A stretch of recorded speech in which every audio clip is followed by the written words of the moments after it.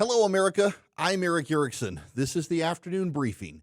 Here are the 4 stories that matter most this afternoon, including some breaking news. Remember, you can get the full podcast of the Erick Erickson Show on Spotify, Apple, or your favorite podcast app. These 4 stories percolated as the show was ending. You'll want to know about them before you get home this evening, including this breaking news, a big development on the trade front. As you know by now, a federal trade court ruled against President Trump's proposed expansion of tariffs on key imported goods, arguing the administration exceeded its authority under current trade law. However, breaking news, the United States Court of Appeals for the Federal Circuit has paused the trade court's ruling. This is going to allow the tariffs to continue. The appellate court said it would cause too much confusion to pause the current policy while it considers the appeal, so the U.S. Court of International Trade is, quote, temporarily stayed until further notice while the court considers the motions and papers. The Court of International Trade ruling came as a setback, but the Trump team has already been plotting a new strategy as the appeal goes forward. Sources close to the Trump team told Axios and CNBC late this afternoon the administration is already preparing a workaround. Instead of directly invoking Section 232 of the Trade Expansion Act, which requires national security justifications, they're looking at a more tailored approach. They'll tie tariffs to foreign labor abuses, intellectual property theft, and regulatory manipulation, all issues where some of our trading partners are undeniably guilty. Now, here's the real story. The ruling may have blocked one door, but it's opened another, and this time the workaround might actually be more legally durable and politically effective. If the courts block a blunt instrument, well, that's fine. They'll use a scalpel. The goal remains the same in Trump's version of things: protect American industry, hold our trading partners accountable, and restore the dignity of American labor. Notwithstanding that, the courts have saved Donald Trump from his worst impulses. The only real loser with tariffs are American consumers. They're going to pay higher prices.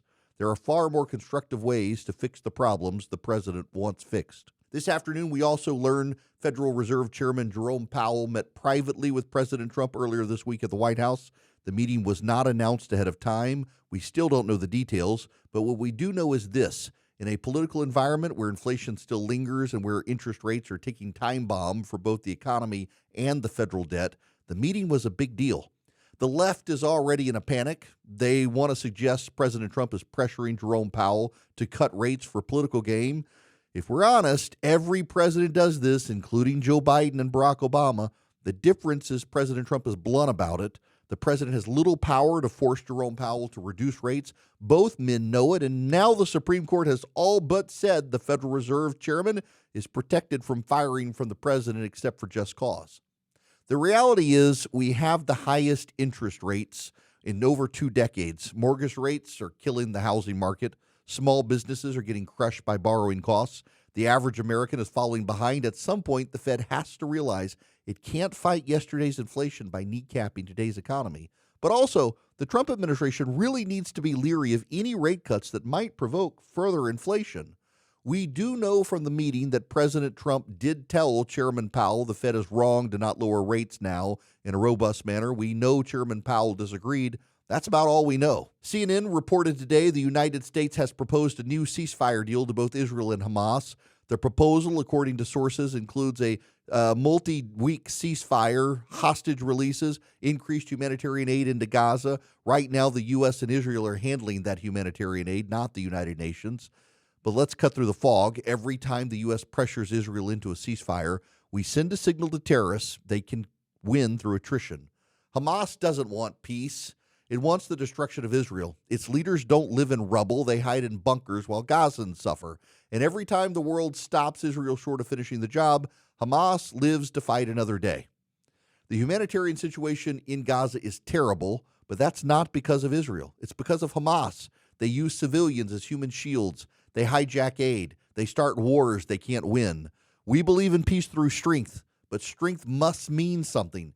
If Israel is always asked to pull back before its objectives are met, it's never going to achieve lasting security, and the process will continue over and over. The cycle of violence will continue. The Trump administration is trying to thread a political needle here, looking like a peace broker, trying to find a solution to help Israel while hurting Hamas, but not hurting the people of Gaza. But right now, Israel appears inclined to accept the offer.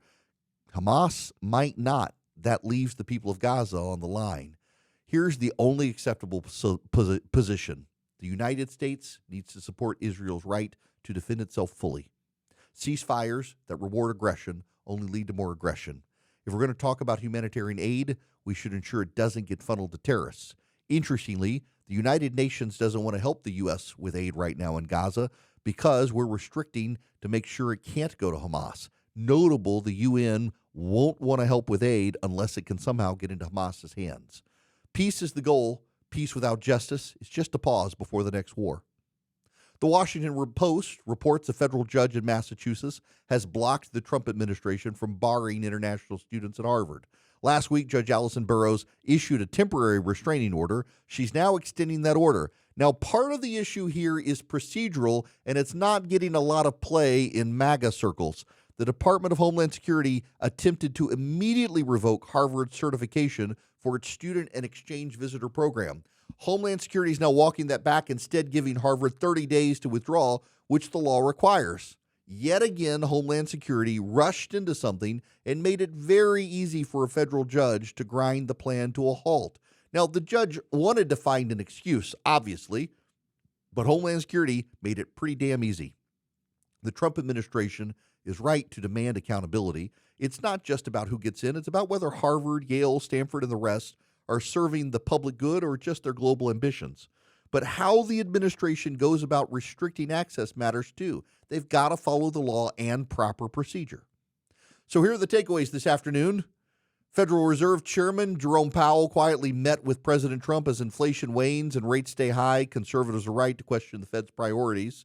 A trade court has blocked new tariffs, but a court of appeals has allowed the tariffs to continue. The Trump administration is planning a legal workaround that could continue the tariffs without violating the law.